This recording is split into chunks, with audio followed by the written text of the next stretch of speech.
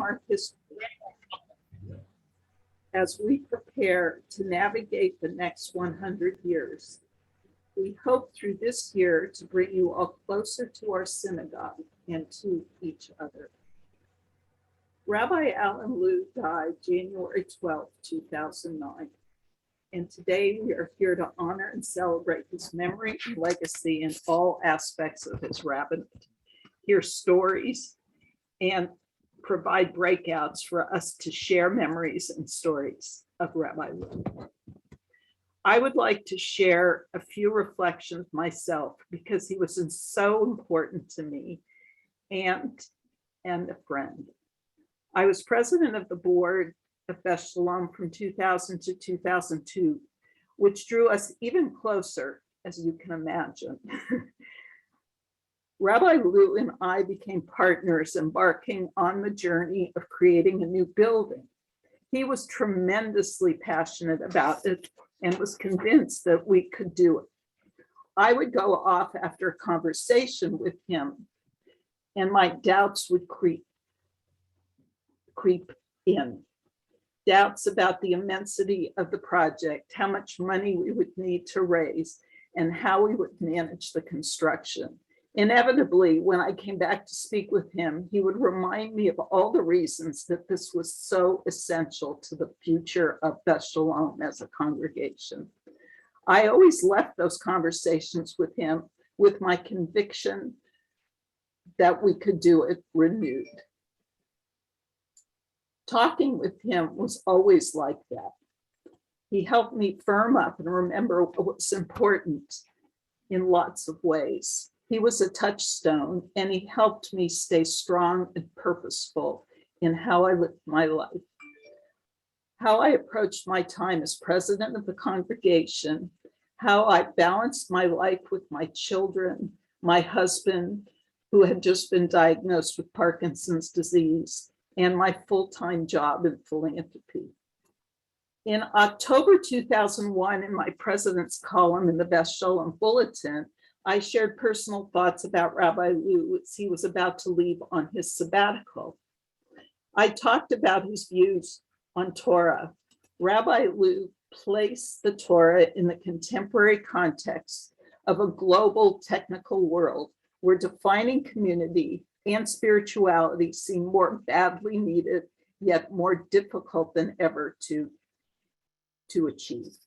When our security as a nation was at risk, particularly following the tragic events of September 11th, where Israel was in a perilous situation and where, despite our affluence as a society, there were still many people who were and are living in despair and hopelessness. His stories and perspectives shed light and helped us to reflect on our relationship to Torah in the world.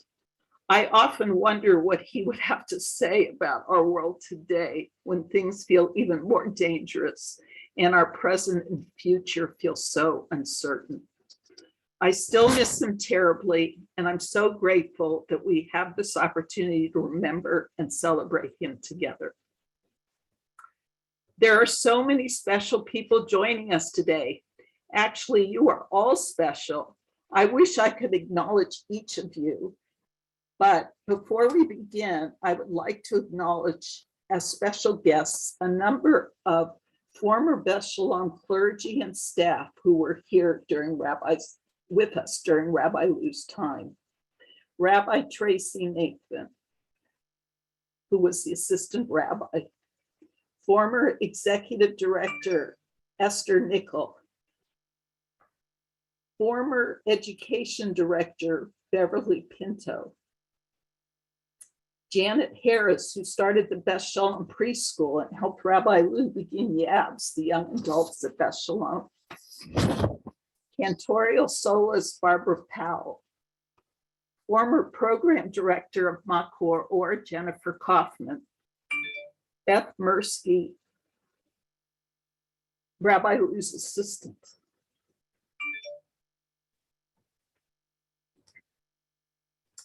In addition, I would like to acknowledge the people who you will be hearing from this afternoon.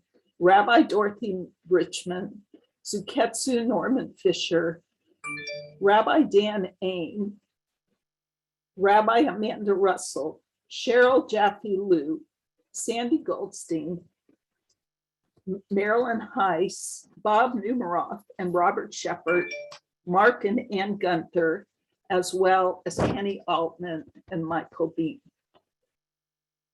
I would also finally like to acknowledge Michael Rappaport, president of the board, Barry Cohn, our executive director, Jackie Shelton Miller, who organized us, and Liza Monhay, our tech gabby, and the new assistant director of the Beth Sholom preschool. Most of all, I want to thank my wonderful co-chair, the incomparable Ruth Katz, who will speak to you now. Hi, everyone, and thank you, Sandy. It is wonderful to be here tonight. We have 257 people with us, and it is just thrilling to see all of you. And most of you know that this is part of a larger program celebrating Beth Sholom's centennial year. And this is the second event of this kind. The first one was in December, where we honored and remembered Rabbi White. And you can still watch that event up on our Beth Sholom website.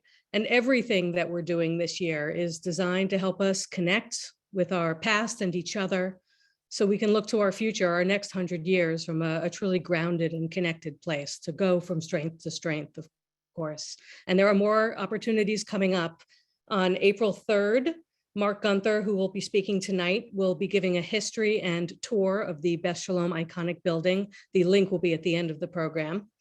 May 14th is our Centennial Celebration Gala, and we hope to see all of you there, no matter where you live. Come on in. And we are right now, at this very moment, you are witnessing the kickoff of our a part of our Centennial programming that is really near and dear to my heart.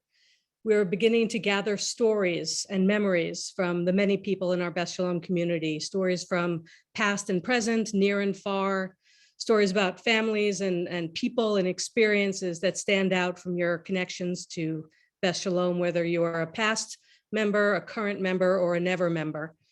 And we know that this evening's program will bring up memories and stories, and you'll have the chance to share some of them in the breakout rooms, but I hope you'll do us all the honor and the gift of making those memories a permanent part of our archive. I'll be telling you more about how to do that at the end. I don't want to further distract you from being right here, right now, but we've made it easy, and I'll tell you at the end. And if you drop off before that, please go to our website, and the link to the Centennial website will be right there.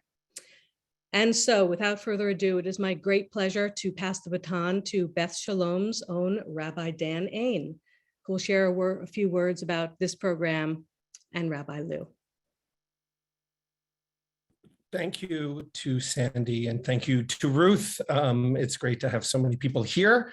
I only wish I was in person with all of you. That would be quite a celebration. So hopefully next year we can plan on doing that all together. But I want to say that what Ruth shared about what we're trying to do with this centennial year is to really take stock on who we've been as a community. Perhaps it's slightly counterintuitive to stop and pause and just not plow your way ahead right into the next new innovative thing. But as Rabbi Lew taught this community, you need to pause and be still before you can get going. And what I wanted to share was how important, I never had the privilege of meeting Rabbi Lew, but of course I knew of him from his work as a rabbinical student on the East Coast. Since I've come here, I've gotten to know him mostly through your stories, through hearing from you, through hearing wonderful lessons that are taught in his name. And I had the opportunity over this past summer to teach 4 sessions that I called Ain on Lew, because I wanted to share with you how I read Rabbi Lew and what he's meant for me. And so I just put a little link in there if you want to click through that. There are 4 one-hour-long sessions that I held this summer on the eve of the high holidays in one of the most challenging years that I think any of us have had, especially as a rabbi, as a community leader. And I really held on to his voice and tried my best to bring it alive for our community during this time of need. And one lesson that I want to leave you with today that I think is really relevant as we have this program and this opportunity to share Rabbi Lew's teachings comes from this week's Torah portion. B'shalach comes directly out of this week's Torah portion. In fact, the name of his book, Be Still and Get Going, comes directly out of this week's Torah portion, in which the Israelites have made their way out of Egypt and they're trapped up in front of the Sea of Reeds, in front of the Red Sea. The chariots from the Egyptians are coming one way. The Israelites are trapped.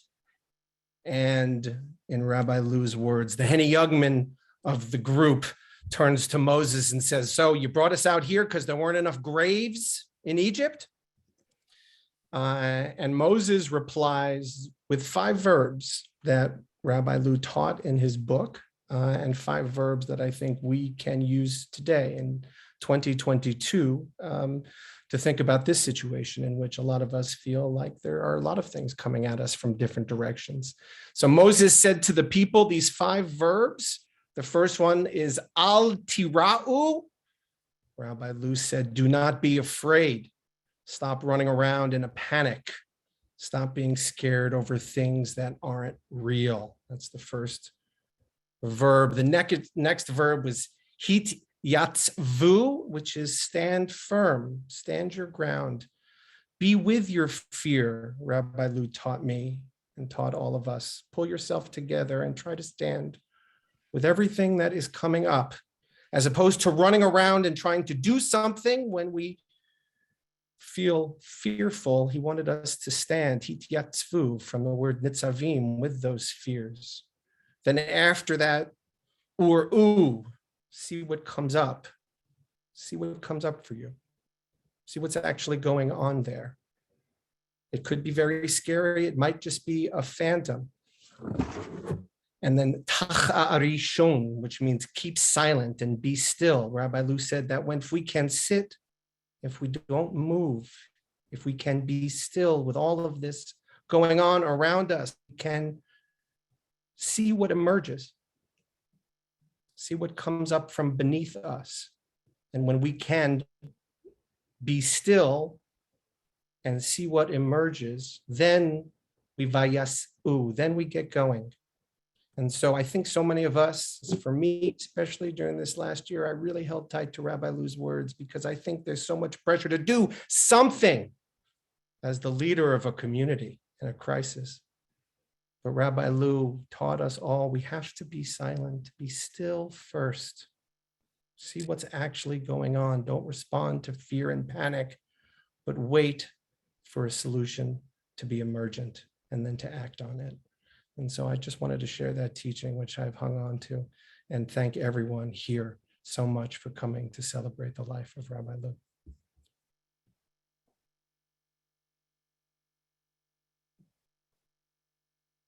At this point now, I am going to introduce I gave her this title, Mashpia Ruchanit. I gave her that title because it is well deserved. That means she is our spirit guide.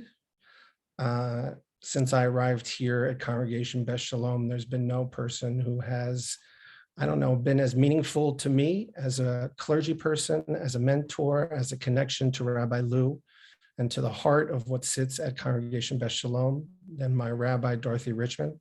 And so I'm privileged to be able to introduce her at this moment.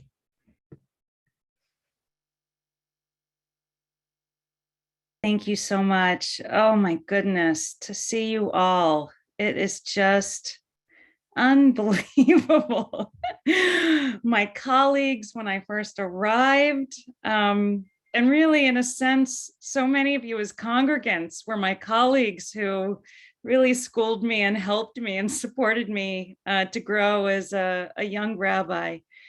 I also just want to acknowledge, I haven't been able to see everybody's faces, but I know I saw Steve and Hannah and Malka, Rabbi Lew's beloved children, and Emmett, his grandson, is here. And I'm sure I'm leaving people out. Other family members, I believe, are also here. And I want to just really thank you all for being here. If I get a little chance, I'll make some more specific shout outs. I actually recommend to everyone, if you can, while the program's going on, feel free to just scroll through and look at some of the people who are gathered here and just delight in the community that we've created.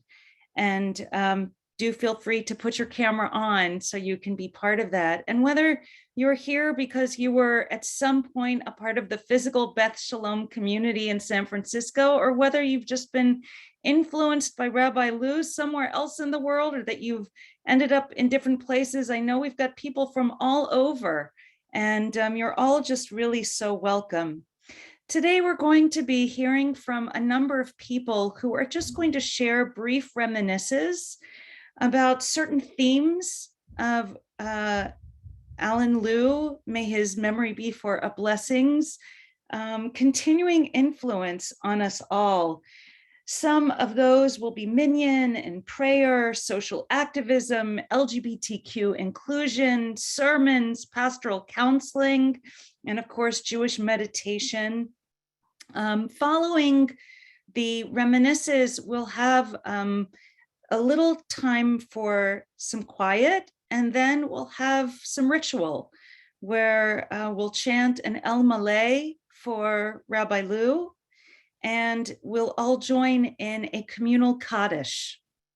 Following that, we have a short clip where you'll actually be able to hear and see Rabbi Lew, a short clip from a PBS special, and then we're going to have some time to have some breakout groups where we'll be able to share our own memories with one another. So that is what you have to look forward to. And of course, as we begin, there's no better place to begin than with Sherril Jaffe, Lew. And on my screen, she's right in the center, right? She's the center box, and that's exactly where she belongs. And of course, she's an amazing novelist and teacher of writing and beautiful visual artist, and dear friend and amazing grandmother and mother, and community member. And of course, she was Rabbi Lew's Ezer Kenegdo, friend, support. And the memory I would like to share with all of you, I know many of you were there on the occasion of Rabbi Lew's transition from senior to emeritus rabbi in the old social hall of Beth Sholom, where Cheryl got up in front of everyone and announced dramatically, "This is my last time addressing you as your Rebbitzin."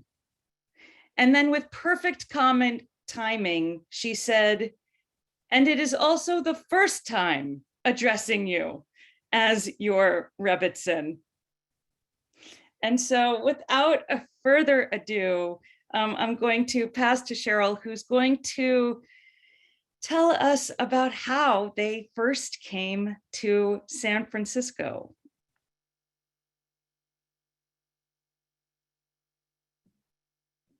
Thank you, Dorothy. And hello, everyone. I gave my little speech here a title. It's called Certainty, or How Alan Lew Came to Beth Sholom. My husband, Alan Jeffrey Lew, father of Stephen, Hannah, and Malka, Zadie, Tesema, Isla, and Emmett, died suddenly at the age of 65 on a cold, bright January day 13 years ago. Having retired from the Rabbinate because of the occluded arteries around his heart, he had recently been able to complete what he thought of as his life's work, a family saga he called The Life That Ran Through Me. It is yet to be published. However, a collection of his poems, From the Air, will soon be released from Panui Press. Alan's major teachings can be found in One God Clapping, his spiritual autobiography, co-written by me, as well as in Be Still and Get Going, a Jewish meditation practice for real life, and most famously, his high holiday classic, now in paperback, This is Real and You Are Completely Unprepared. He was born in Brooklyn in 1943. When he was 7, he moved with his family to Usonia, an intentional community founded by Frank Lloyd Wright in Westchester County, New York. He went to the University of Pennsylvania for undergrad, the Iowa Writers Workshop for his MFA, and the Jewish Theological Seminary to be ordained a conservative rabbi. But for the 10 years before he went to the seminary, he practiced Buddhism in Berkeley, California. This is the story of how Alan came to be the rabbi of Congregation Beth Sholom in San Francisco, and it begins with an earthquake. It was Holomoid Sukkot, 1989. Alan and I were stretched out on our bed, ready to watch the first game of the World Series. Out our bedroom window, through the branches of the dogwood tree, we could see the light glinting off the surface of Round Lake. This was within the township of Monroe, New York, where Alan was the rabbi of a small congregation, Eitz Chaim. His tenure there had started as a student pulpit during his last 2 years of rabbinical school. The year he was ordained, there were no pulpits to apply for that appealed to us, but Eitz Chaim, where we had been going on weekends, wanted him full time. We were happy in Monroe, a sweet town in the Hudson Valley, not unlike Sebastopol, where we had been living before moving to New York for rabbinical school. So we rented a provisional home there, somebody's lake house, but Alan did not yet feel hammered into place. Hammered into place as by the great hammerer. That day, in the middle of a holiday, which is all about realizing that everything is temporary, so you might as well be happy. What we saw on TV was the Loma Prieta earthquake. It was not a game. The camera panned back to show the car cantilevered over the crack in the Bay Bridge. It flew over the fires burning in the marina. How blue was the sky, despite the earthquake's destruction. How beautiful was the city. As we watched what New Yorkers all around us thought was a terrifying scene of destruction, we filled with longing for this place. After all, we'd met in Berkeley. The Bay Area was home. The next day, Alan went up to a Borscht Belt hotel in the Catskills for the annual convention of the conservative rabbis. As soon as he got there, a friend came up to him and told him that the big conservative congregation in San Francisco was going to be advertising for a new rabbi. And at that moment, Alan knew with a certainty that he was going to be the next rabbi of Congregation Beth Sholom. The whole process took about 9 months, however. Beth Sholom was very slow and thorough. This did not worry Alan. He knew what was going to happen. He certainly must have looked good to them on paper. He had won all the awards in rabbinical school. On top of that, he was extremely articulate. He had gravitas. He was also very funny. He was brilliant and he was also charming. I'm sure he's shown in his phone interviews. He listened to people. He listened to people. He gave them his full attention. His voice was warm and deep, and it seemed to wash over you. They sent a contingent to Monroe to observe him in situ. 2 lovely men, Joe Meyer and Newman Fischer, both of blessed memory. We staged a little Potemkin village for them. Alan's glamorous sister and brother-in-law came that Shabbat to plump out the congregation. None of this was necessary, of course. Alan was certain they would choose him, whatever they did. This was not because he was arrogant. He was, in fact, the embodiment of humility. Nor did his certainty come to him because he was psychic or intuitive, although he was these also. He was unconcerned when Beth Sholom did not contact him for weeks, but there was no real suspense about what the outcome would be. I came with him to San Francisco to sign the contract that March. We sat in the office of the old building with several of the leaders of the synagogue crowded around a round table. Art Zimmerman, someone I had heard about all my life, as he had married my mother's first cousin, Shirley, who died in childbirth, was there. Even I was beginning to feel hammered into place. As Alan removed the cap from his fountain pen to sign the contract, we heard rain whipping outside the window, and then thunder crashed. Having lived in San Francisco all these years since, I can tell you this was a rare occurrence. We all looked at each other, for the booming of the thunder underscored the seriousness of the moment and brought heaven into the equation. Or rather, it showed that heaven was always part of the equation.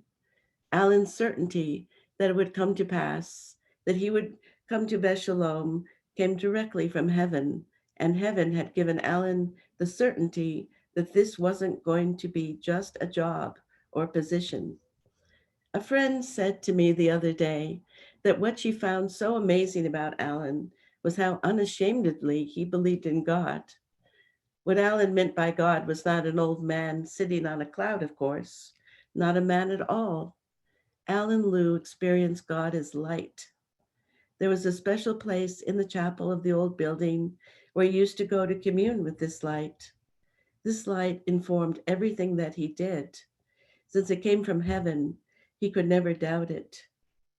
So he knew he was destined to come to Beth Sholom, but of course he also wanted to come to Beth Sholom for many good reasons. Its founding rabbi, Saul White, had been a great champion of social justice. This was a tradition Alan certainly wanted to be a part of, and indeed working for social justice became a great theme of his work as rabbi of Beth Sholom. He read the prophets and listened to their admonitions. He acted on the premise that we were all created in the divine image, that we all mattered. Beth Sholom had a daily minyan, and that is another reason Alan wanted to come here, of course. Daily prayer grounded Alan in the eternal and fueled everything that he did. He loved that Beth Sholom was highly traditional and at the same time open to change. He loved that it was a place where the fight for women's ordination had already been fought and won without violence when Rabbi White, as rumor had it, simply declared the synagogue egalitarian. All this made Beth Sholom highly attractive to Alan, of course, and yet it does not completely explain the total certainty he had that he would be Beth Sholom's rabbi. He could not have known that at Beth Sholom he would found the first Jewish meditation center associated with the synagogue with his best friend, Norman Fischer. That alone might have warranted heaven sending him here, or equally, he may have been sent here because Beth Sholom was going to bring out the best of him and inspire him to the crafting of his life-saving sermons. Alan's sermons were certainly inspired, one might say divinely inspired. People commonly reported that his sermons seemed to be written specifically for them on any given day. When people would say that, it used to remind me how each of the Israelites heard the revelation at Sinai as a voice from heaven, speaking specifically to them. Alan's sermons were scholarly, poetic, and left people feeling understood and supported, tenderly cared for. They uplifted you. He took his pastoral work very seriously. He knew in his congregants' eyes he was God's representative. So if you were having a medical procedure, he would be there no matter how early in the morning to say a healing prayer for you, and he would be there when you awakened from anesthesia. He cared for more than 700 families in this way. Both his weddings and his funerals were legendary. How he could capture the essence of a couple in his wedding speech, how he could evoke the dead in his eulogies and reveal the deep and beautiful meaning of each sacred human life. His belief in God was more of a knowing than a belief. It was an alignment. It was a relationship. It was a communication. It was personal. He himself was warm and vital until he was not. He had a special interest in death and how it revealed the preciousness of life. He is greatly missed. Thank you.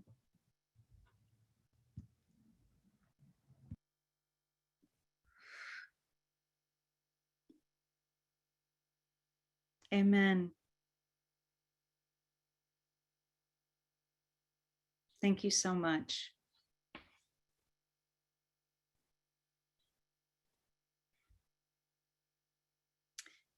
In a little bit, you're going to see a few different clips from a video that was broadcast on PBS. And in one of them, they filmed the minyan at Beth Sholom.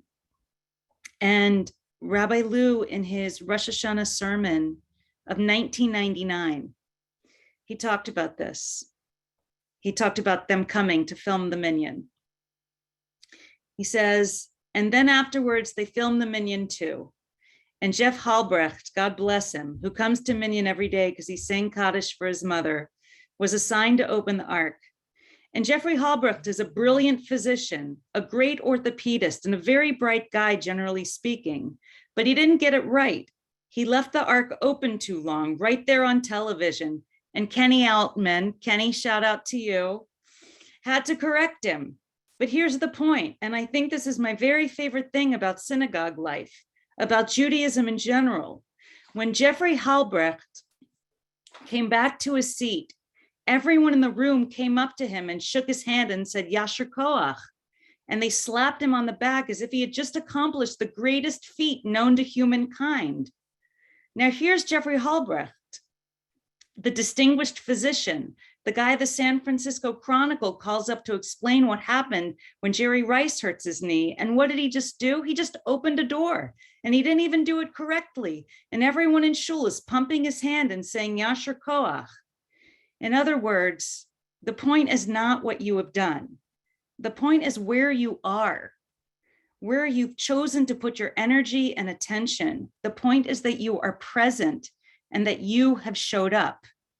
We're congratulating you because of all the places you could have put your energy in this world, of all the forces you could have aligned your force with, you freely chose to be here, to put your energy here, to align yourself with the 3,000-year-old stream of spiritual energy we call Judaism. Now, Marilyn Heiss quoted this very sermon at the same retirement dinner in that social hall. And how else to describe Marilyn but as the minyan maven extraordinaire, student of Rabbi Lew and teacher of Torah. And she now, over decades, has become a regular face, a regular reader of Torah, a regular bestower of Yasher Koach, still showing up. Yishar Kochech, Marilyn. Thank you, Dorothy. It is kind of amazing to be here. So, there are those memories of people that just like pop up, just kind of pop up in your mind and they bring you a smile. So it's late 2007, 2008. Minions at the JCC while the building is under construction. Rabbi Lew was there, and I walked in, and I handed him one of these. I'd gotten it at the Jewish Heritage Night for the Warriors game the night before. His face just lit up. I mean, you can't see that kind of joy. He hadn't been able to go, and just, he took the shirt and he walked out for a moment. And he came back moments later with the shirt on, and he put on his tefillin, and he announced, we'll begin on page 6. And that's Rabbi Lew, a true and loyal sports fan for sure, and one that understands the spiritual meaning of being such a sports fan. And we have to acknowledge that of great sadness that he never got to see his beloved Warriors win all those championships. But he was there that morning, not as the rabbi, but as a millionaire, as one of the regulars. And since he was leading davening that day, well, maybe he has a yortzeit, or maybe it was his day to lead. Whatever the reason, we didn't care. We were happy to have him lead. He was a davener. He embodied that practice. You could hear and see and feel his connection to the prayers and the tunes. And when he led, he carried us along with him. And I know that I try and channel that spirit when I lead, how I learned to lead. Rabbi Lew brought to us the understanding that is following these practices, the showing up and being present in this beautiful blueprint of Torah and ritual and prayer, that this canon should be integrated into our lives so that we can live fully. In Makor, our practice period, we went from meditation in the morning to prayer, to minyan. Because Rabbi Lew, he knew that prayer was both personal and communal. He knew that that was the beauty of our tradition. He wrote in 1996, daily minyan is the modern version of the single lamb our ancestors offered up every morning and every evening. Praying every day, we come to know the full range of human spiritual potential, from transcendent exaltation to stultifying boredom, from the frustration of not quite knowing what we're saying to the joy of being swept up in a spiritual energy larger than our own. The great power of Rabbi Lew as a teacher of prayer is that he didn't just tell us or lead us. He did it and he showed us the way it worked. When Sarah Horowitz, who many of us hold dear in our hearts, the writer of A Prayer for Our Country that we say every day in this community, Sarah Horowitz once told me how she went to Rabbi Lew during a period when she was having a hard time dealing with all the physical issues that she had. He listened, and at the end of their meeting, he told her to go into the chapel, to her space, to her makom kavua, her fixed space, to breathe, and to chant the prayer of Shema Kolenu. Hear our prayer. It was a powerful healing moment for her, and one that she could then call on each morning as she was there. Rabbi Lew knew it was all about showing up, and he always showed up for us. He taught us how to show up, acknowledging that it's the simplest and the hardest thing to do. And that's what made his teaching so powerful and touched us so much. It was so personal for him. In that same sermon that from Rosh Hashanah that Rabbi Richman referenced, Yasher Koach, he talks about when he first came to observing Shabbat, that initial rush of feeling, when you're there and it takes your soul and the songs and you're there and the pyrotechnics. And then he says, well, weeks, months go by, and then, okay, well, you pretend to feel it, right? You're there, you need to feel it, you feel it. And then you come to that point, maybe weeks, maybe months later, when you stop pretending and you just show up. And there's that same rhythm when it comes to daily prayer. He said, at first, there's a thrilling feeling of being active in active contact with God. And then that fades. But then later on, after many years of just showing up at minyan, day after day after day, you realize that a much deeper feeling has emerged, some deep groove that you've worn in the world of the spirit. He said, I often want to tell people about this feeling, but it's one that I can't communicate. I think all of us here are testament that he communicated that pretty darn well. I know there are many here who feel close to Rabbi Lew when they're in prayer. And I know for me, I couldn't do what I do and be who I am without the practice that he gave me and the teachings that he showed me. And I know that as times as I wanted to kind of curse those teachings and practice because I kept showing up because Rabbi Lew was in my head telling me that I can't stop doing it just because I don't like it. And maybe because it's just not working. I could hear him. And yet what I will say is that these 2 years, in these years, there is nothing that has sustained me more than having this practice that he gifted to all of us. It has truly gotten me, both personal and in community ways, through this time. And as for Minyan, I can tell you all that it is still going on, virtual this month, but things change. And we've kept up this Minyan in tough times, and we hold that place for these connections. You're always welcome to come, because that is one great way to honor his legacy. Zichrono livracha.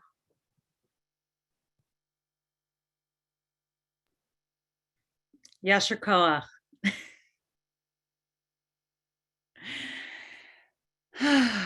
Well, thank you so much, Marilyn. As you said, the way that Rabbi Lew taught was not only by telling us in exquisite words, but by showing us the way it worked.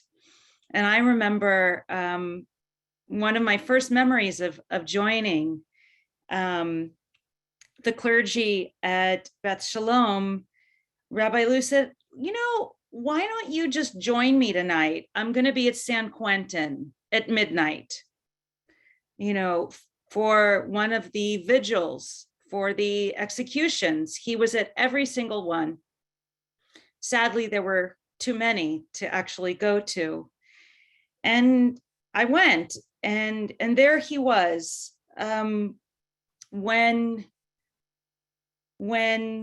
this was supposed to be, happening at night and away from the eyes of people, he wanted to witness it.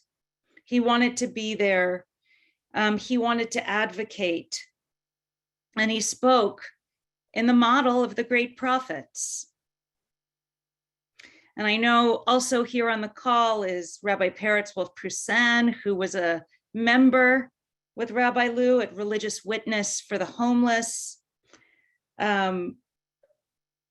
In the Chronicle, Randy Shaw, who is the director of the San Francisco's Tenderloin Housing Clinic, said about Rabbi Lew, I had the honor of working closely with Rabbi Lew on a number of local and national housing campaigns.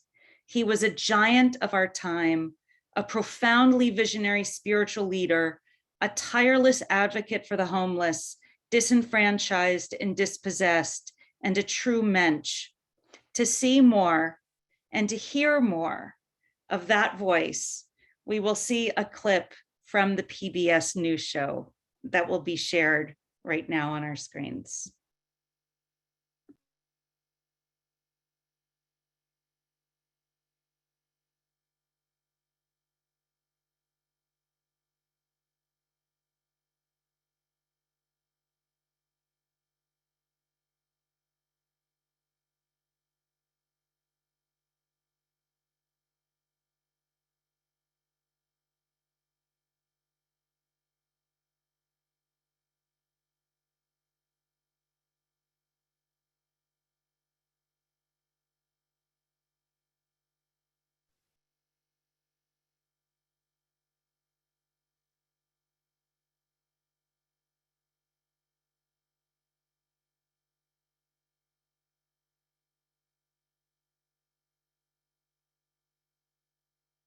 My guess is that they are working on that and that it's not quite ready to go. So I think we're just going to continue and hope that that clip gets loaded and someone can just signal to me when it does.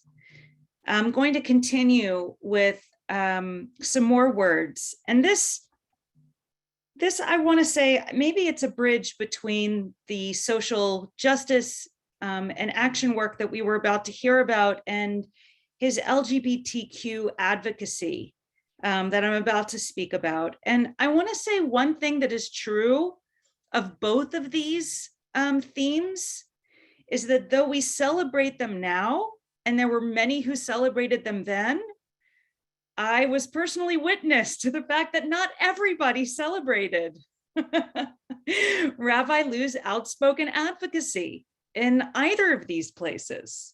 right? And that he continued to be the advocate he was, despite not getting everybody's approval and receiving a lot of pushback. And I want to highlight that again at that final, I suppose, retirement dinner on June 25th. Actually, this is his last sermon that he gave at Beth Sholom. His final sermon as the senior rabbi at Beth Sholom. He said these things.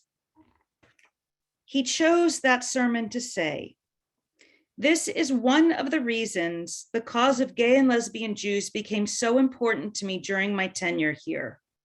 Going around and speaking to so many of you during the Gesher campaign, a campaign to find out what people thought about Beth Sholom and what they wanted him to know, was a wonderful experience. But I must say I was surprised and even a little taken aback by the intensity of the resistance and anger a few of you expressed concerning the outreach we have done over the past 10 years towards gays and lesbians. There were relatively few who expressed such feeling, to be sure, but these feelings were much stronger and more passionate than I would have imagined them to be. So please allow me once again to explain why I think this is such an important issue for us as human beings, but especially as Jews." And I'm interrupting his words just to say that at the time, he was way ahead of the conservative movement, who were really dragging their feet on this issue, and he was unapologetically out front. Gays and lesbians have been asked by the society we live in and the religion we all love so dearly to deny who they really are, a most inhumane, but particularly a most un-Jewish demand. Al regel achat, on one foot, Judaism is precisely about becoming who we are, about realizing our deepest potential, about manifesting the divine spark of self God has implanted within us. We all struggle with this at moments of our life and over the entire course of life itself. But the group of people on this planet who have had to fight this struggle most directly and most fiercely are gays and lesbians, people the world has not wanted to be who they are, people who have had to struggle against approbation and censure simply to be the way God had made them to be, people who the world has begged to pretend that they are not who they really are, and who have all too often succumbed to that temptation. And I want to also just say here at a Centennial program that I'm pretty sure, and maybe Kenny can correct me, but Kenny Altman was the first out gay president of a conservative shul. And so thank you, Kenny, for your vanguard, path-breaking, ceiling-breaking leadership. And I'm also just delighted to see on my screen Robert Shepard and Bob Numeroff, beloved Beth Sholom family members who are now down south and are going to share a few words. Thank you so much.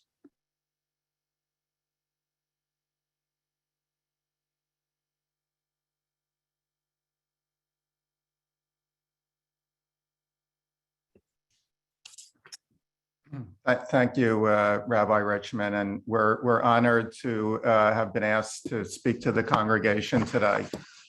So we've been Angelinos for 11 years now. We still feel very close to Beth Sholom, which was our home during our 15 years in the Bay Area.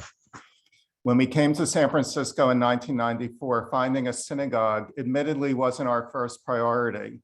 But before too long, we realized we yearned to be part of a Jewish community, and we started the time-honored ritual of shul shopping. It was during this search that we had the great fortune to stumble upon an old acquaintance of Robert's, the older brother of a dear childhood friend from Fair Lawn, New Jersey, and another gay refugee from the bland, at times alienating or even stultifying environment of Jewish synagogue life in the East Coast suburbs of the 60s, 70s, and 80s. Like us, Kenny Altman was a gay man recently arrived in San Francisco and searching for a Jewish spiritual home, but not quite finding it.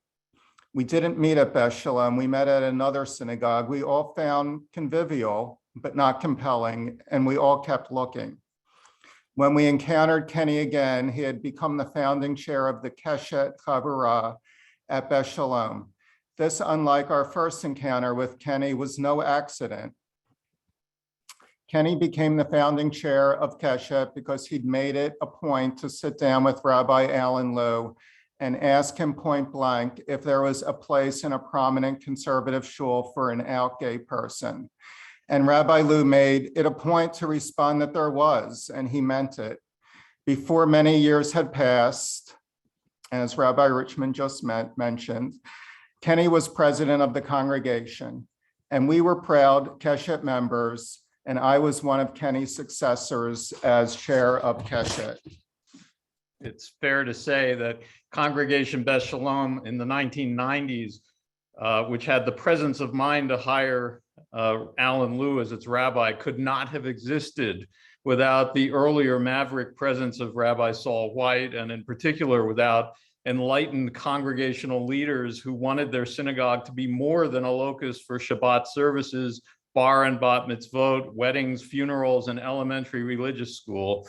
Spiritual seekers and voyagers who understood the rarity and promise of San Francisco. In Alan Lew, they chose someone very much like themselves, a profoundly open-minded man with an intense inner focus, a progressive and an intellectual, someone who had at times wandered far from his Jewish roots, only to come back to them again with renewed vigor and vision. This was the man we came to know and revere as our rabbi.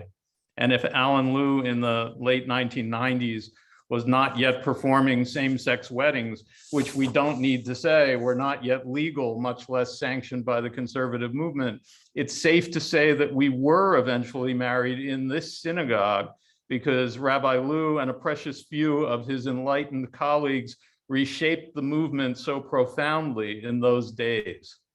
So when Micah Hyman married us, we were conscious of the role Rabbi Lew had played in bringing us to the chuppah. Rabbi Lew seems to us then as now at home in so many different contexts. We often think of him visiting our house in Berkeley, counseling us on how to kosher a newly acquired kitchen. This pot can be koshered, he'd say, but this one you'll have to give away. A pen man like ourselves, we were enchanted one Simchat Torah when in the middle of dancing into 14th Avenue with a Sefer Torah, he broke into a rendition of Drink a Highball, a time-honored pen drinking song.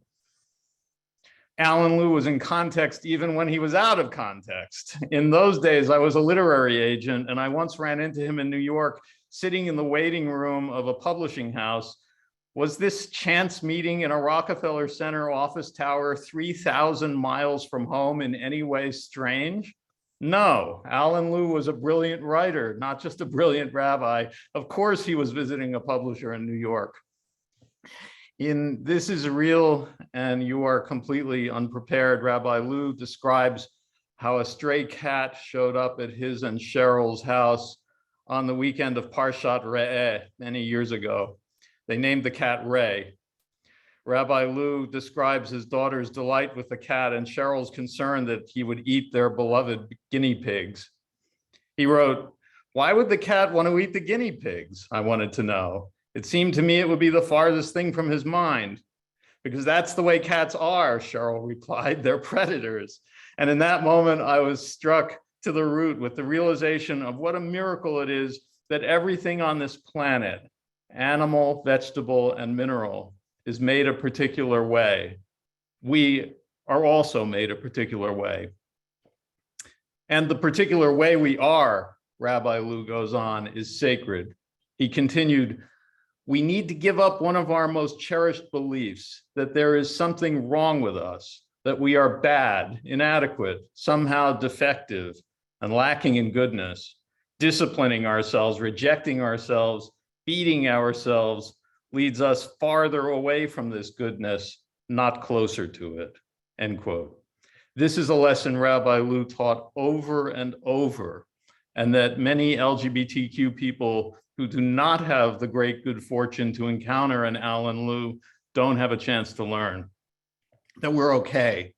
that we're going to be okay, that if we turn our hearts toward heaven and at the same time turn our eyes to what Rabbi Lew called the sacred emptiness within us, we'll find God there. We don't love living in a world without Alan Lew, but in one of his greatest sermons, he spoke movingly of seeing and hearing beloved fellow congregants, even though they were no longer living. And in our mind's eye, we see and hear him all the time in much the same way. Thank you for bringing him among us again today and for welcoming us home. Kenya Ratzon, may it be so. Thank you so much. Thank you for joining us, and thank you for sharing so beautifully and movingly and deeply. I believe that our video is now ready for us to actually see and hear. About. You know, there's that great saying in the Torah, you should not hold a grudge. In his retreats, Lew encourages participants to embark on the journey from alienation and estrangement to reconciliation and atonement, a journey that involves the hard work of forgiveness. When we become aware of our own pain, we also become more sensitive to the pain of others. That's when real forgiveness can take place. Without that, forgiveness is kind of an empty gesture. One of the most fundamental transformations people seek during the holidays, Lew says, is to experience themselves not as distinct and separate from others, but as part of something larger, as part of a single spiritual entity. One of the most powerful potentials of these kinds of practice is that they bring us into real connection with each other. We go out in the street and there's somebody out on the street and we feel connected to them. And if they're a homeless person or if there's someone who has no food, then we experience their suffering to be our own suffering. The connection Lew felt with others through meditation, combined with the Jewish emphasis on social justice, led to a change in his own life. When we see the homeless on the streets of our city, failing and vulnerable, we see our own failure and our own vulnerability, and we see our own guilt for failing to care for them. Lew became more actively engaged in social concerns, speaking out on behalf of the homeless and against capital punishment. Recently, he and several other local clergy were arrested and issued citations during a rally of San Francisco hotel workers fighting to keep their pay and benefits. I am engaged, and I didn't used to be. I spent many, many years thinking that the only thing I could do to save the world was to work on my own considerable craziness. But this combination of the imperative for social justice and this real experience of connection really makes it almost impossible not to do this kind of work.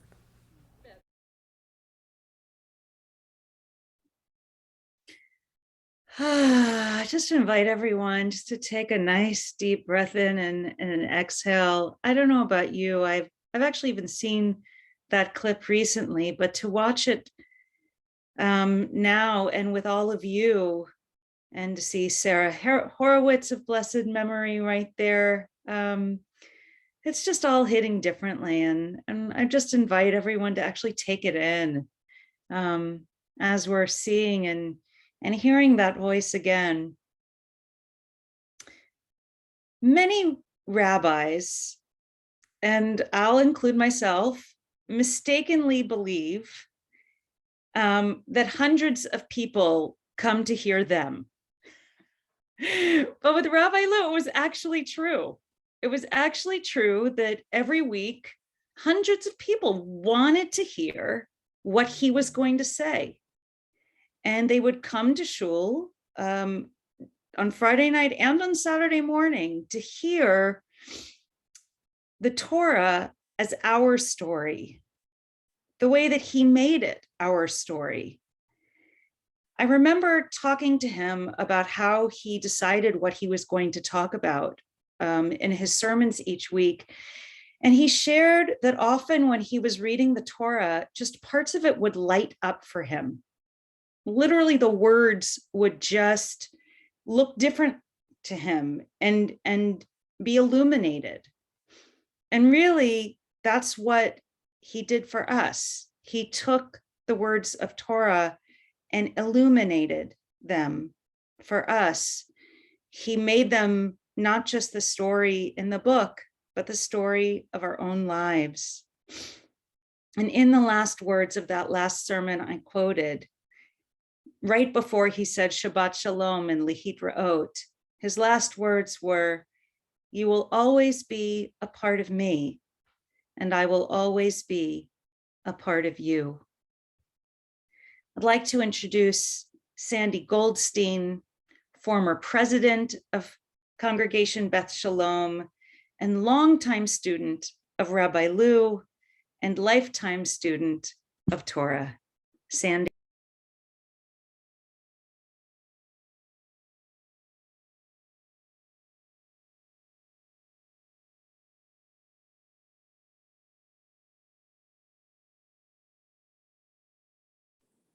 There I go. Thank you for those kind words, Rabbi Richman. You know, I never saw that clip before, and I'm just going, oh my God. You know, you know, and to even speak and try to speak after hearing that is really quite overwhelming. Much of what I'm going to say has already been said, which is actually a comfort to me, that there's so much commonality in our perceptions and in our memories. You know, you really had to be there to experience a life-changing insight, to see the deeper truth of Torah emerge, to feel inspiration, to be consoled, or to hear words that brought forth laughter or tears or frowns. I wrote those words in the community tribute we printed with a few of Rabbi Lew's High Holy Day sermons after his retirement. But what felt too harsh to say at that time was that if you hadn't been there, there was no longer a way to fully experience or adequately describe his sermons, to do them justice. And this surely applies to my attempt here to pay tribute to Rabbi Lew. At Rabbi Lew's retirement dinner, Zoketsu Norman Fischer told the congregation how fortunate we were that Rabbi Lew was such a gifted writer. And in addition to his gorgeous words and the meticulously constructed journeys he took us on, were his voice, his charisma, his humor, that smile, and his sheer physical presence and beauty. All of this came together in an astonishing way to connect Torah written long ago to what was on our minds that very Shabbat morning. Sandy Edwards asked Rabbi Lew how his sermons could be so meaningful, so in the moment for so many. And he replied, "We are all living parallel lives." I took this to mean that at some very deep level, we are all living the same human life. And his was an exquisite sensitivity to that life. He told me he often wrote what he needed to hear and learn that particular week.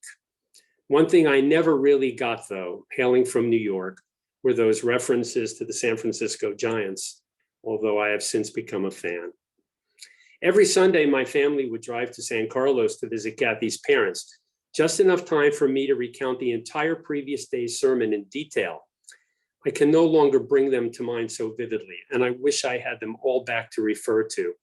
But I will always remember sobbing up in the center balcony during his Devara on Parsha Vayishlach. He was speaking about Jacob and had opened my heart to my own deeply buried emptiness and longing. Quite often I left shul a bit stunned, in a daze, feeling out of step with the world. Perhaps we can each recall one or more sermons that changed us in some way.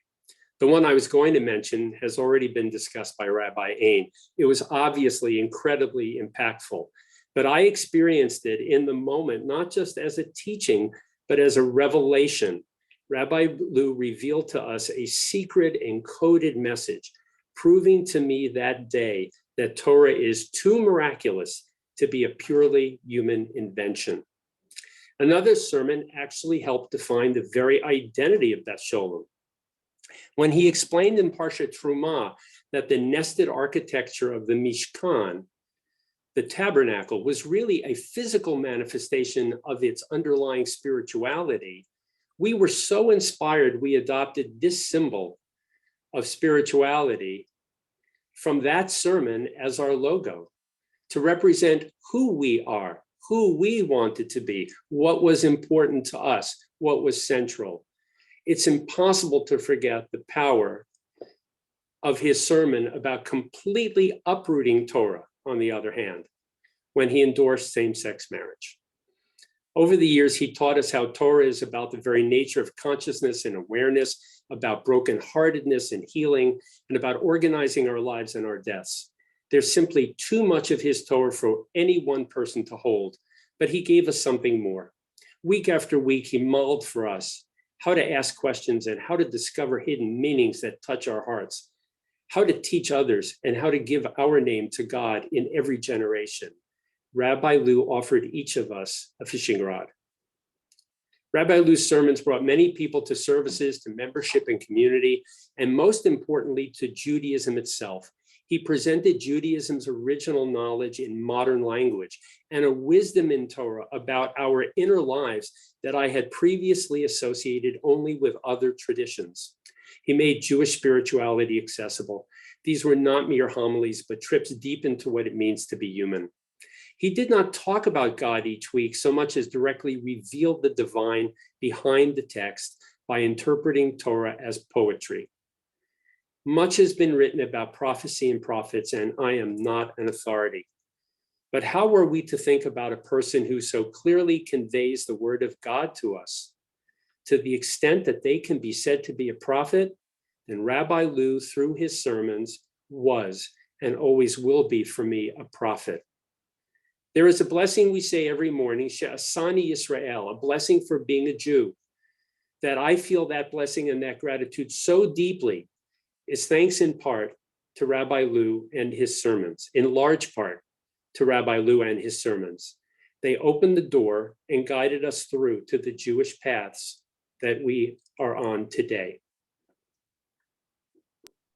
Thank you so much, Sandy. And I feel obligated, since it is Parshat B'Shalach, and I don't believe there was a year I was at Beth Sholom where Rabbi Lew, with great glee, announced to the congregation that they had discovered the true identity of the manna, and that this substance that was white and that conformed to whatever taste that it was combined with, and that was malleable and could be prepared in many ways. And he showed the word describing baking it, which is tofu. And he would just delight in sharing that with us every year.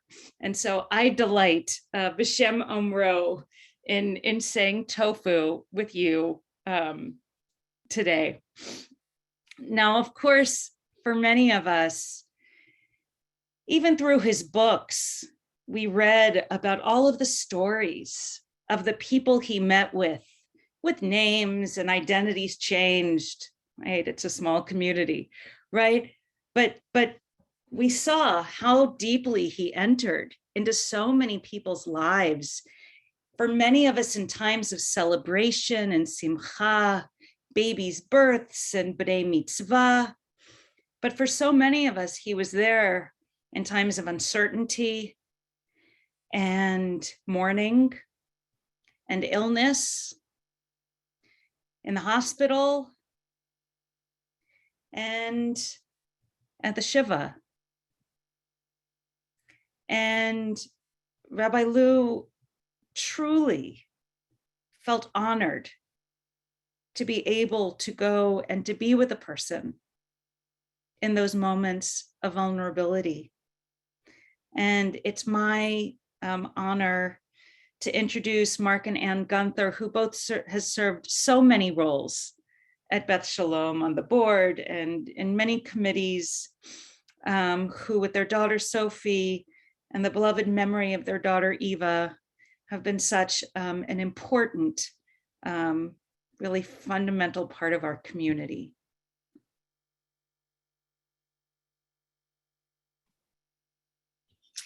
Thank you, Rabbi Richman. And thank you for including us in this tribute to Rabbi Lew, because, you know, we were in the community participating and really enjoying all of the aspects of Rabbi Lew's rabbinate. But when you really need a rabbi, you really need a rabbi. And when we lost our 12-and-a-half-year-old daughter, Eva Gunther, boy, you know, we were in such dire need. And so I want to talk about Rabbi Lew's pastoral care, just because I have a few minutes, just to highlight 3 areas that really stand out for me. First is the immediate reality, practical care. The second is his spiritual crisis care and ongoing spiritual care. And the third is remembering Eva and remembering us. So Eva was so excited for her bat mitzvah. She was studying her portion, Chayei Sarah, with Cantor Adi Weiner, and she was meeting with Rabbi Lew, really beginning to study the Parsha. In early August, on the 2nd of Av, Eva was killed by a drunk driver in Charlotte, North Carolina. Mark was with her. Her sister Sophie and I were at home. Now, I don't know how, but within a very, very short time, an hour, 2 hours after I heard this terrible, terrible news, Rabbi Lew came to my house. I was shattered in complete shock. And I said to him, I can't feel anything. I can't feel anything. And that for me was very scary, because it's so unlike me not to feel anything. And he was calm and assuring. And he said, oh, you're going to feel so much. Right now, your body is protecting you. Give it time. I think it was the next day, he took me to Sinai Memorial to buy a casket for my daughter.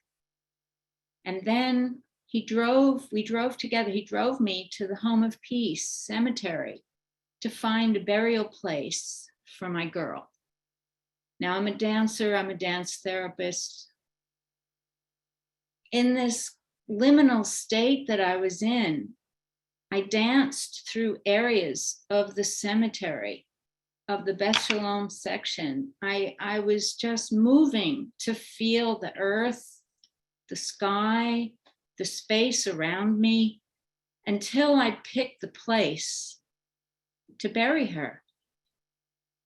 Rabbi Lew seemed to completely accept what I was doing, or maybe even understand what I was doing.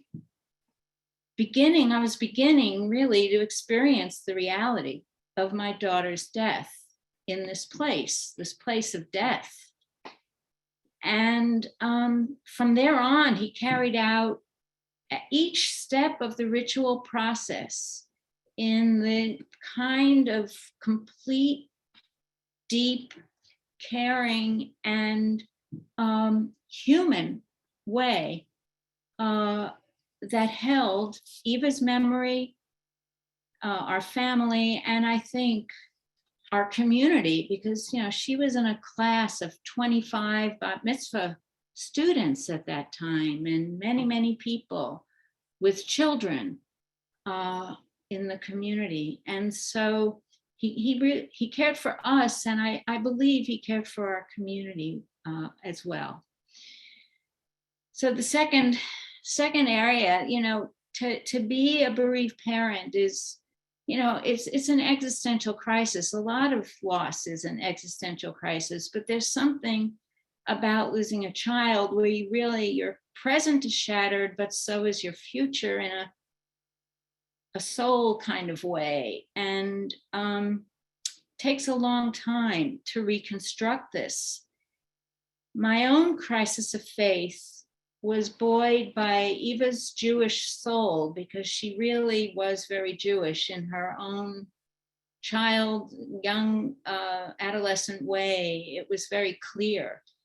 But the conversations we had with Rabbi Lew were so, he let us know, first of all, that he was, what did he say, eternally? Infinitely available. Infinitely available. How'd you like that one, Cheryl? Huh? and we needed him. I don't think we overdid it, but the conversations were never pedantic or you should do this, you should do that, but very, very spiritual. And my own obsession was the question, where is she? I just couldn't, I was constantly obsessed by this question. And he would ponder that with me. Maybe she's here. Maybe she's under you. Maybe she's over you. Maybe she's around you. Maybe she's over there. But there was never, it wasn't so much for the answer. It was the question. And it was the capacity to be really with the unknowns of the life of the spirit. I mean, there is a knowing that I think he supported in me, because I did really know her spirit was somewhere, but I didn't know where. And I grappled with that. He gave me poetry. He gave me music that spoke to my questions that I was really able to work with in my own ways.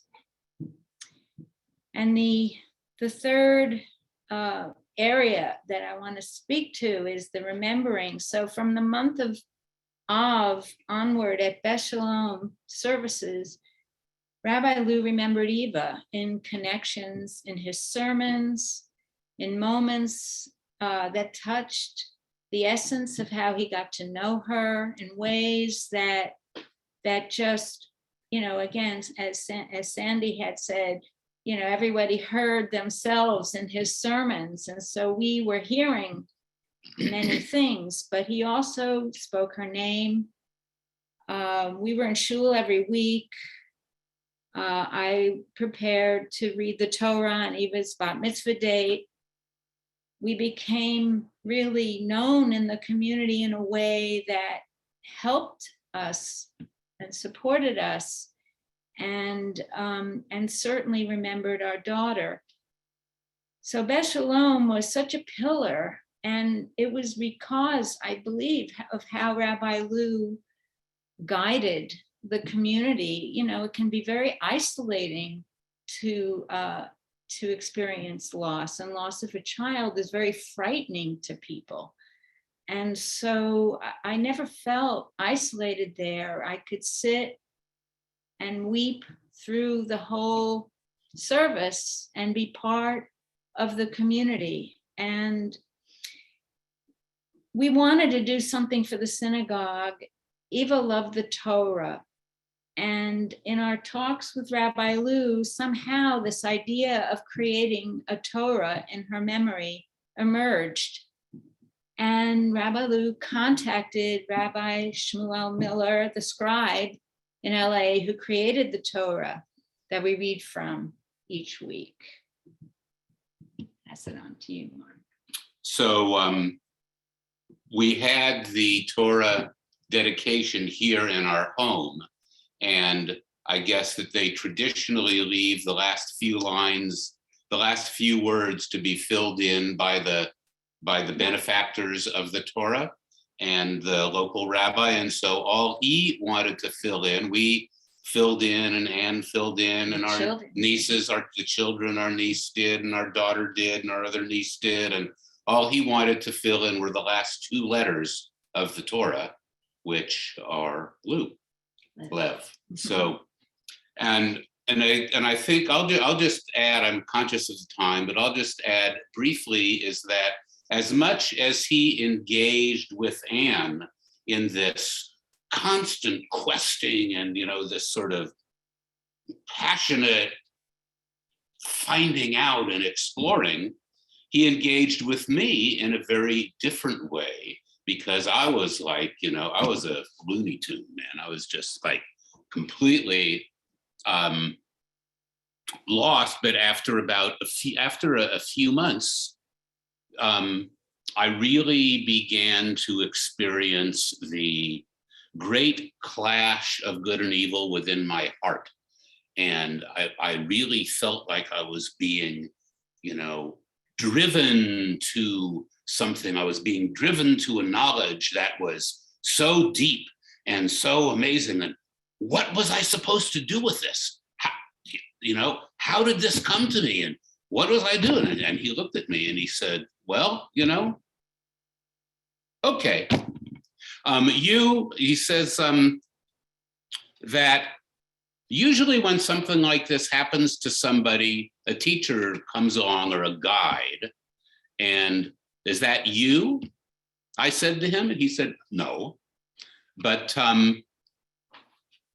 he really said, I can take your feeling for, authentically. It was a real, he validated the experience. He didn't say, oh, you're crazy, or, oh, you have to go do something else. Instead, he said, this is real. I recognize this for you, but you're living in this world here that's substantial and engaged and important. And you maybe don't have the freedom to go ahead and do that now, even as passionate and dramatic as you feel about it. And so he was able to bring his heart to me in a very different way than he was able to do it for Anne. And I think that was part of this brilliance that he had. And of course, that's the thing that made him this, conduit for so much of our spiritual lives. Thanks, Rabbi Richman. Thank you. Thank you to Anne Krantz and to Mark Gunther for sharing so personally and movingly. I think many of us found ourselves in your words and in your reminiscences.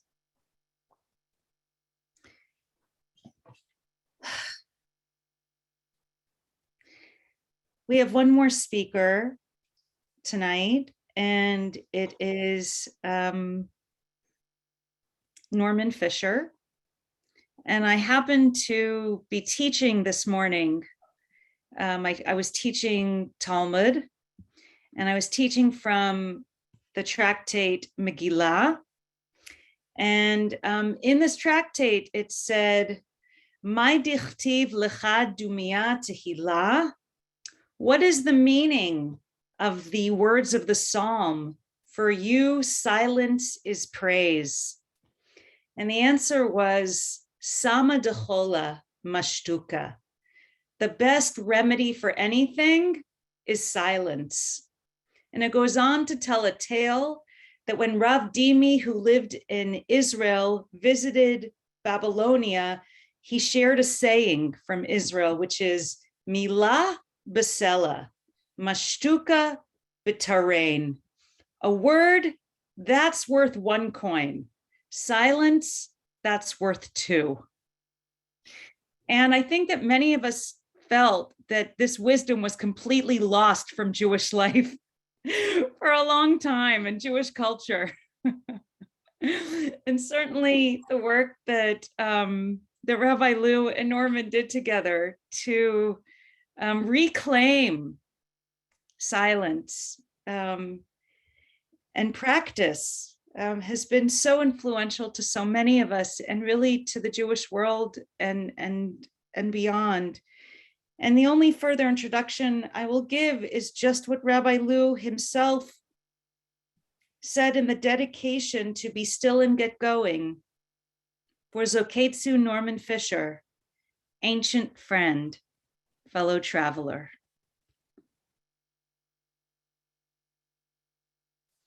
Thanks, Dorothy. Wow, it's so great to be here with everyone, and what eloquence, starting with Cheryl and everybody. I guess it comes from not only everybody here being so eloquent and smart and beautiful, but also from your being all so inspired to speak. Anyway, probably you feel like I do. So many words, so important and so beautiful. So thanks everyone for what you said, and thanks to all of you for being here. And for loving Alan, who was above all a lovable human being who knew how to love and who inspired love in others. That's true.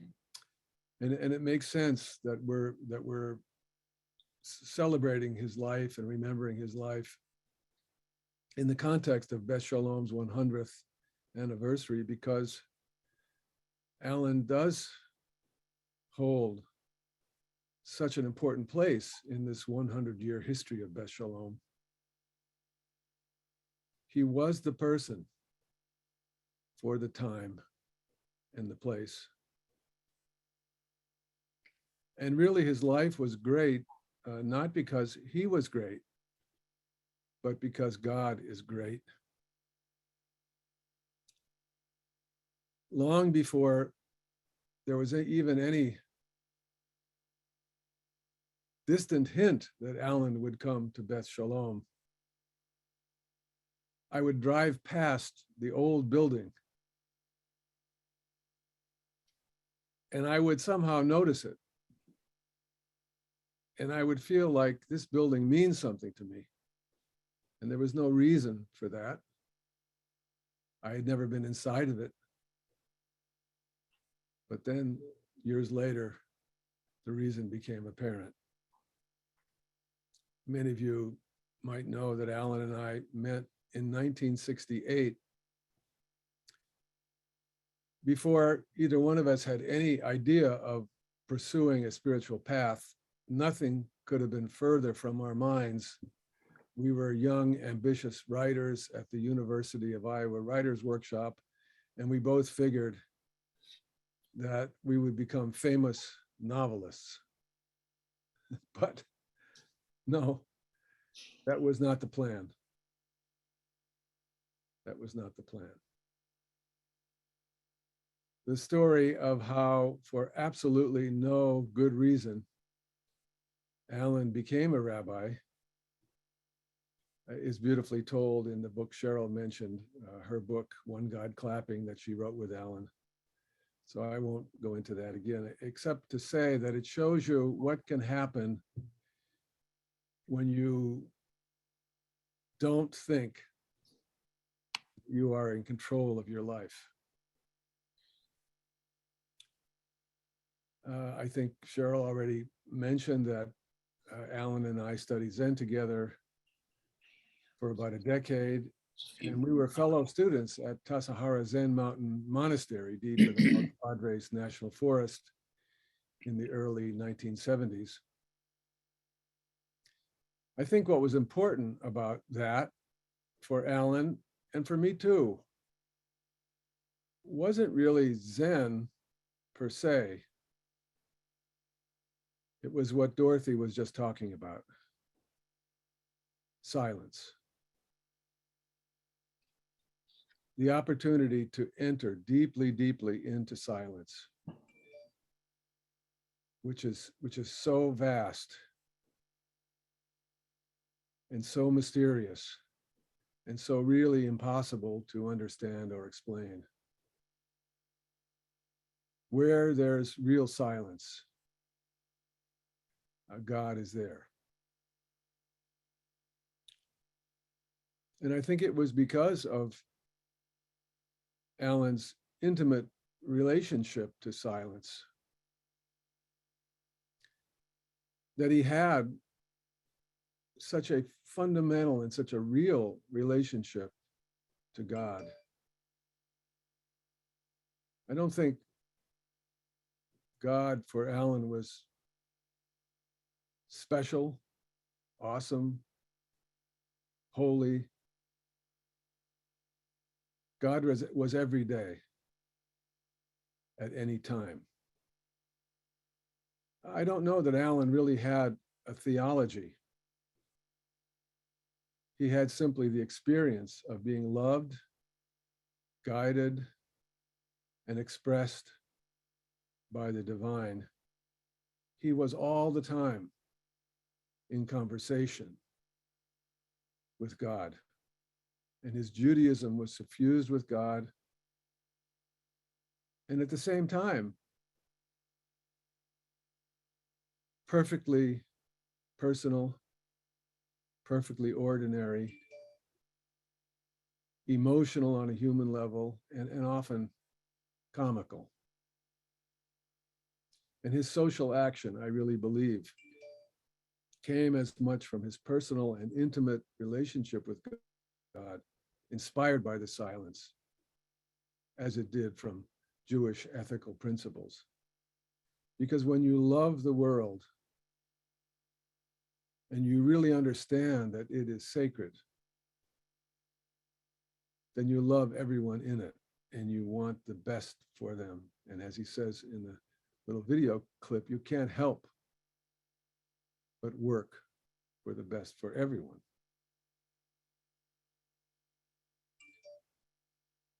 Alan and I founded Makor Or on New Year's Eve, 1999, at the turn of the millennium, in a building that no longer exists, an old, beautiful Victorian house next to the original Beth Sholom building. But actually, we had been in the process of founding it for many years before that, as we practiced Jewish meditation with many hundreds, probably thousands of people. Jewish history is long, very long. It has lots of notable high points and lots of very notable low points. And I really and truly believe that the period of our practicing Jewish meditation at Makor Or in those early years, from January 1st, 2000 until Alan's passing 9 years later, discovering together what Jewish meditation is and how it applies to all of Judaism. And a number of you here right now were there during that wonderful period. I really, really believe that, small and modest as it was one of the high points in all of Jewish history. I really feel that. And I feel so lucky, that I had the chance to participate in such a wonderful, transcendent moment. We had such a good time. It was such a marvelous time. Those of you who were there know what I'm talking about, because God was there with us. You could feel that. We used to have Shabbat retreats. They were so moving. They released into the world, I think, the spirit of what Shabbat actually is. And those moments are actually and truly still present in my body and in my breath. And I bet I'm not the only one here who could say that. And every Friday evening, as the sun is going down, I feel those moments still present. I would say that I miss Alan, and I do, but that would not be exactly right, because those days are still here. And Alan is still here. And Makor Or is still here. And it continues actually very modestly and quietly. We don't do publicity, we don't do outreach, we don't do anything. We just send an email to the people that have asked to be on our email list with Rabbi Dorothy Richman. We have such a good time now, Rabbi Dorothy and I. We really do. And when the practice continues, Alan continues. He's with us. So I end my talk, if you will, be willing, with just a few minutes of silence, practicing silence together as we practice it at Makor Or.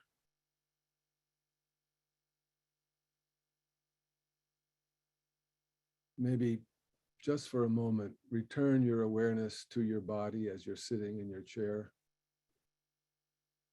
Feel your body.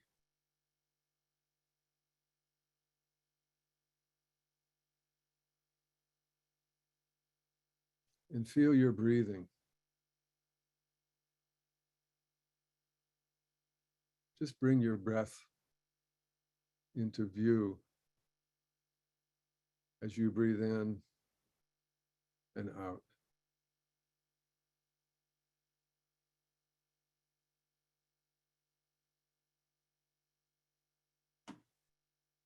As I breathe in, I know I'm alive.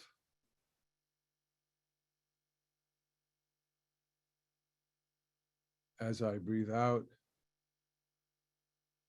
I let go.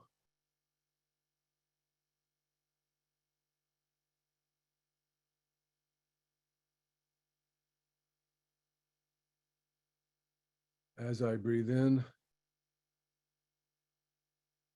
I breathe the breath that God breathes into me.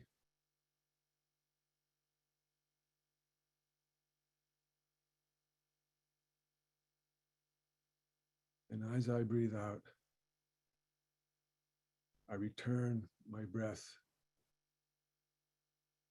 to the divine giver.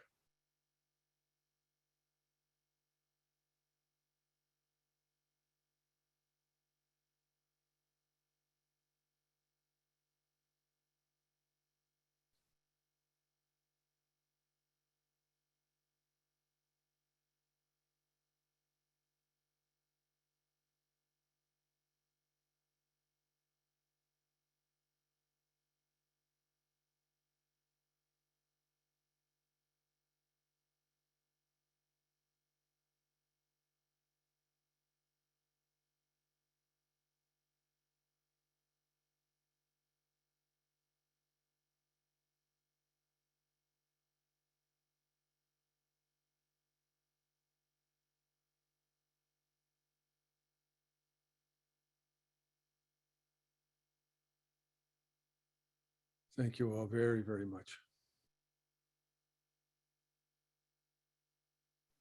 Oh, thank you, Norman, so much.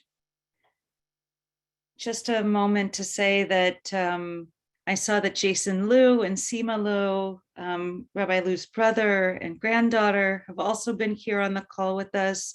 We were also joined by Dr. Adi Weiner and Rabbi Lisa Malik, both who used to serve here at Beth Sholom. So wonderful for us all to be together.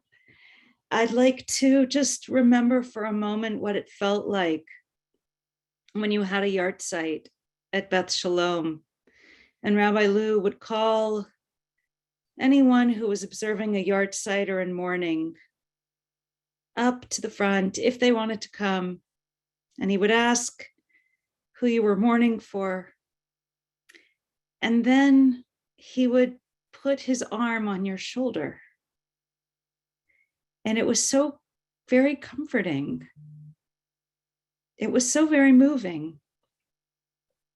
And if there were too many of you, then you would all be in a little huddle and two people would get his hands on their shoulder, but everybody else would just be huddled up. And so I'd like to invite everyone, wherever you are, just to imagine a hand on your shoulder. And certainly imagine that we're all huddling up as we say this El Malei together. Following the El Malei, we'll join together in Kaddish. The words will be in the chat, and I'm going to invite you at that time to unmute to join us. El Malei. El Malei Rachamim Shochein Bamromim Hametzei Menucha Nechona Tachat Kanfei Hashchina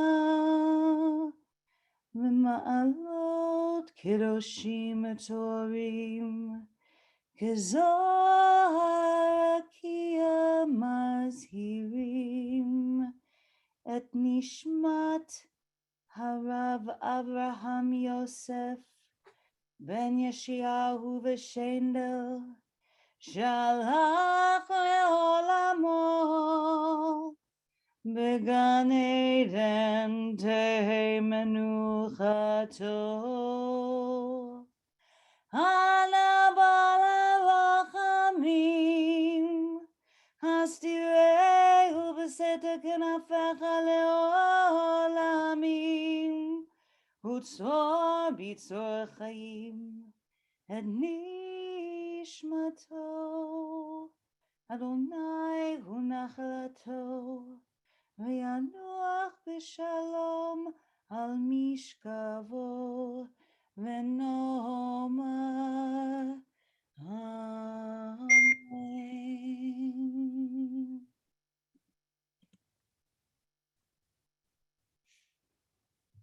I'd like to invite you to join me in Mourner's Kaddish. The words in transliteration are in the chat.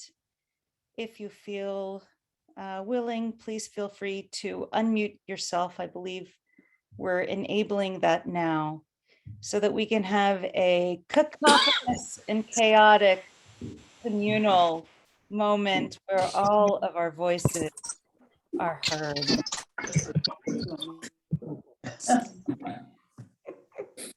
Yitzadal,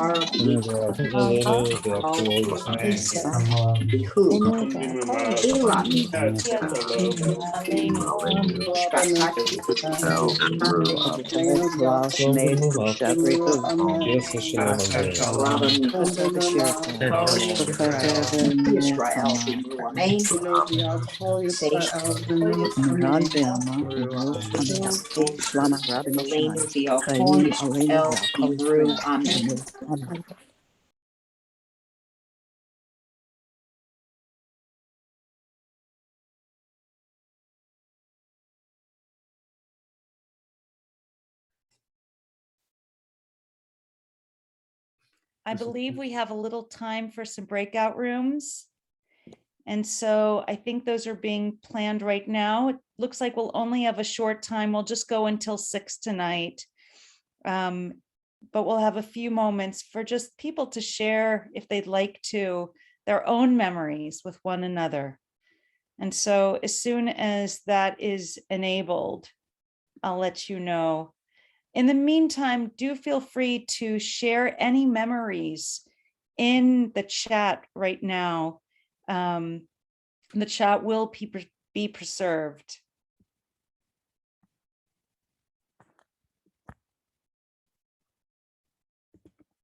We've been sitting here a long time, so anybody who needs to get up and go on and do something else, please go ahead. We'll take maybe 10 more minutes to share. And I guess Liza is going to put us into groups, but we'll be in groups of 3 or 4. And in your group, maybe you time yourself, somebody has a watch, or several of you have a watch or a phone to time. And maybe just take 2 to 3 minutes. Just take a breath together. And then each one, before you speak, take a breath. And just speak from your heart, whatever is there, having heard all of this.